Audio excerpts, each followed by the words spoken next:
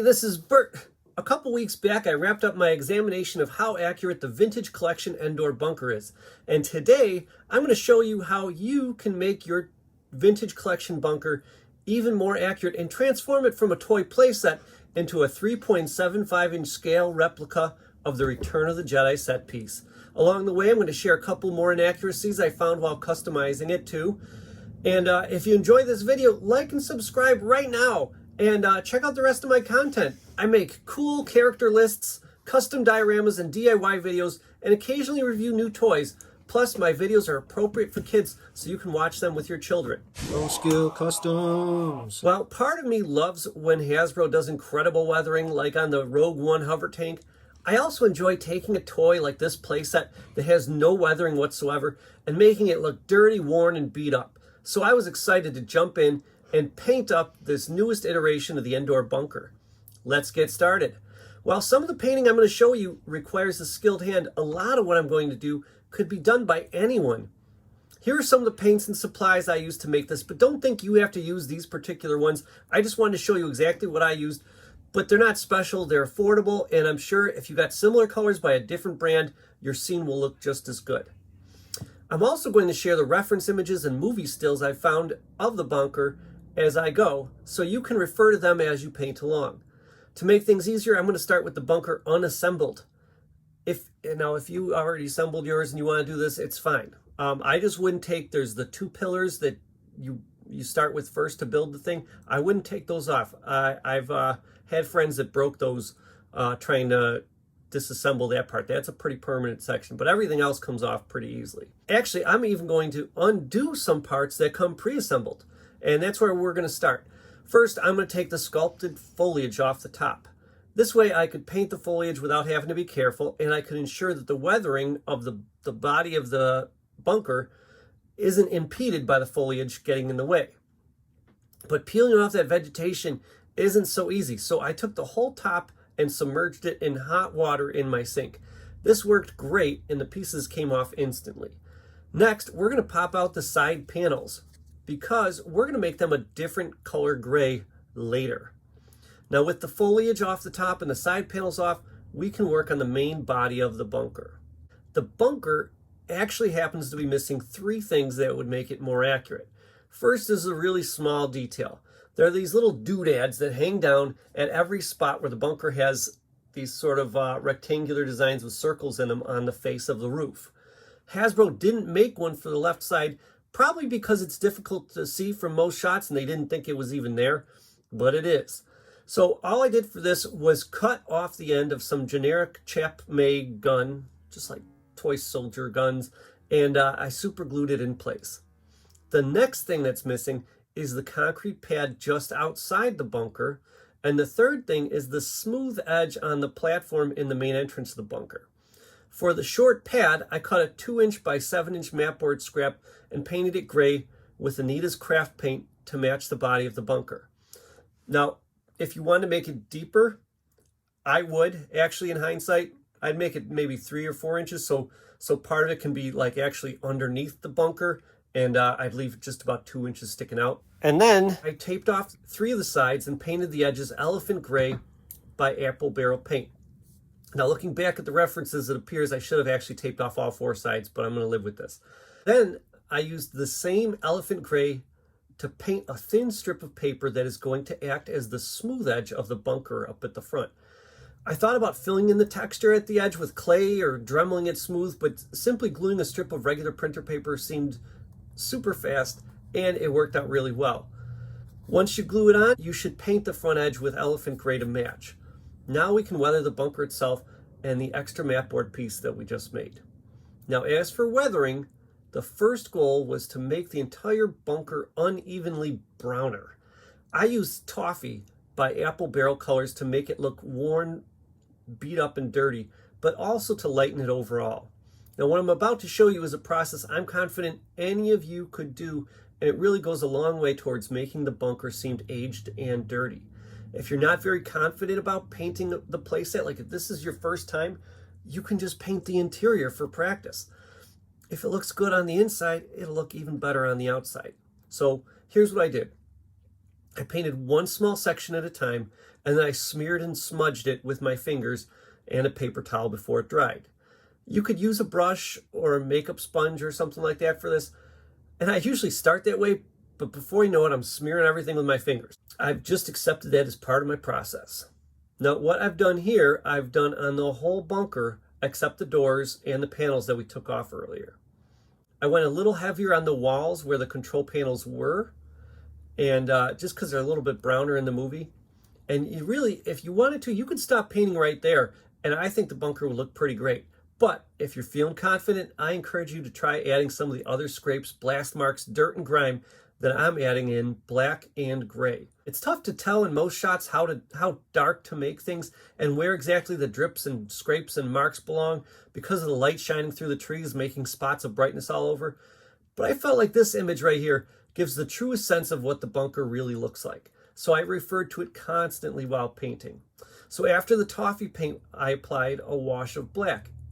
And for this, I referred closer to the photo references so that these little areas of general darkness and possibly laser blasts or whatever would be where they are in the movie.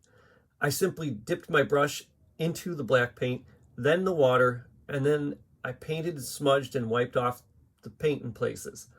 While I had the black paint out, I also took a moment to darken the underside of the overhangs too. For the gray drips and splotches seen around and on top of the bunker, I used Quaker Gray by Ceramcoat. Sometimes I just painted straight out of the bottle, sometimes I painted and wiped it off with a paper towel, and sometimes I watered the paint down depending on what I saw in the references. I also used the same gray for scratched edges of the bunker. I could see using silver for this because I think these scratches represent places where bare metal shows through. I just didn't think there should be any shininess on the main body of the bunker, so I went with gray instead. Now for the scratches, I just lightly painted gray at various edges, smeared it a little bit, and then put another little thin edge of gray paint without smearing it on. Now before we put the bunker aside to do all the small details, we have to fix the moss and lichen growing up at the bottom edges of the bunker. Hasbro did sculpt and paint this mossy stuff, and they painted beyond what they sculpted, which I actually think makes sense because some of the lichen and stuff is just a thin coat of green that shouldn't be sculpted.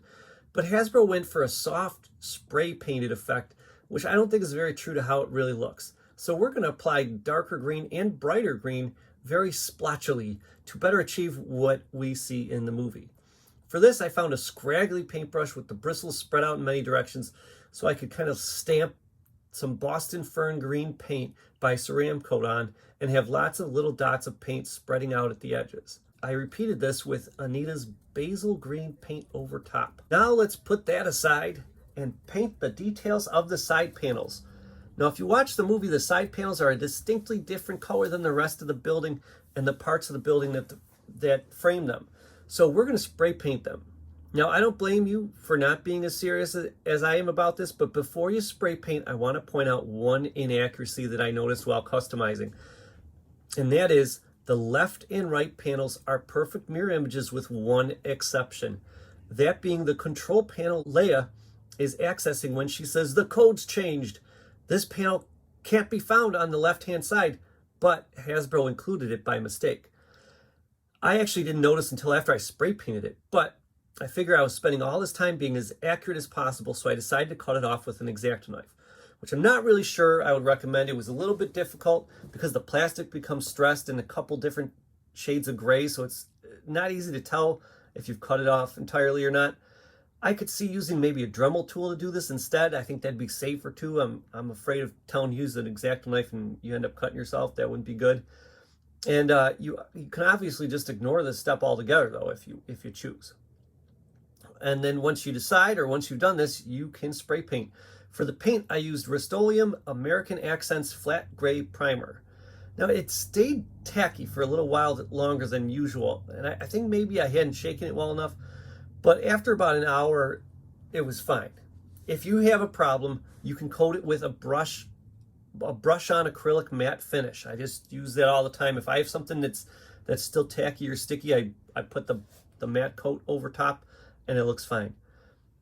Now it's time for detailing.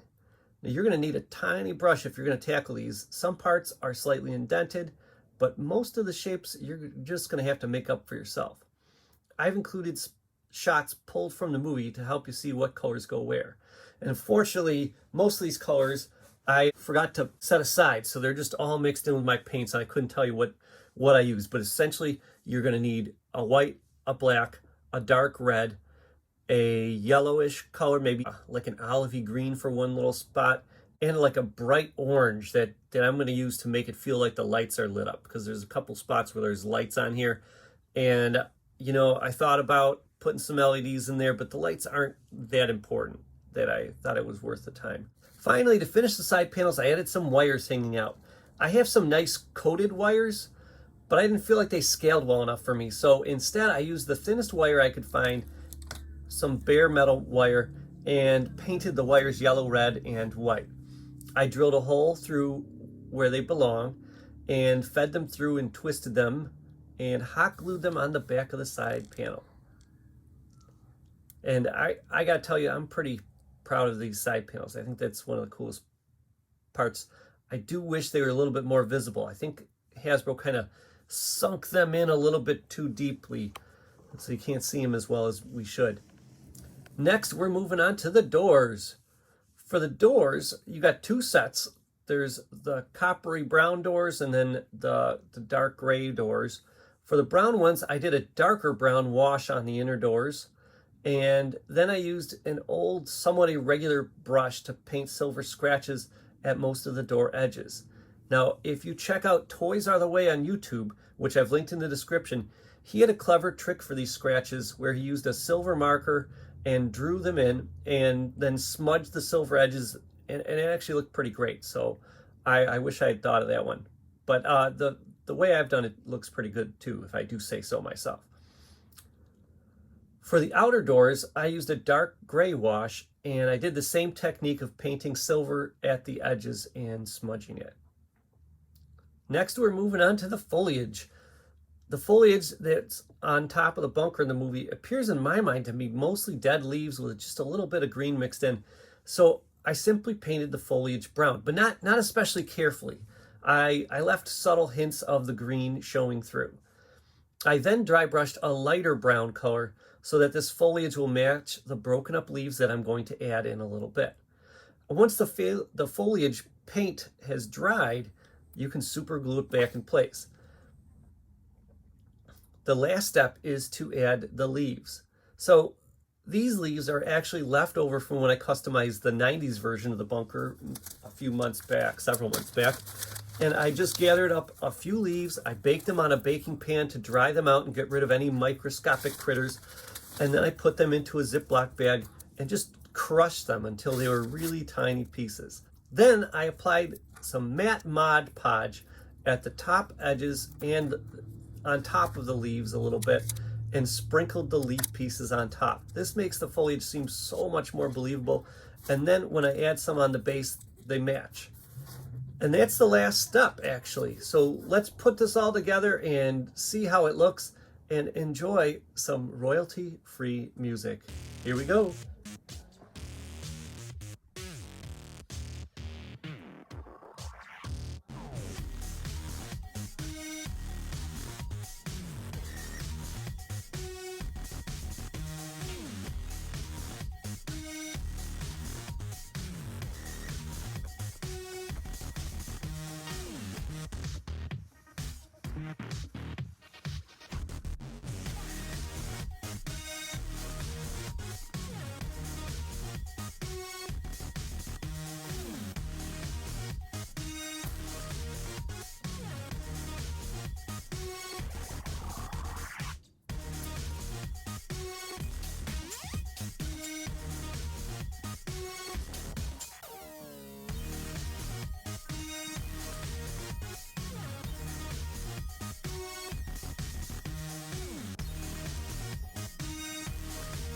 All right, like I said, this has been Bert. I hope you enjoyed this video. I hope you give this a shot. If you do, reach out, find me on Instagram and show me your results. Have a good one.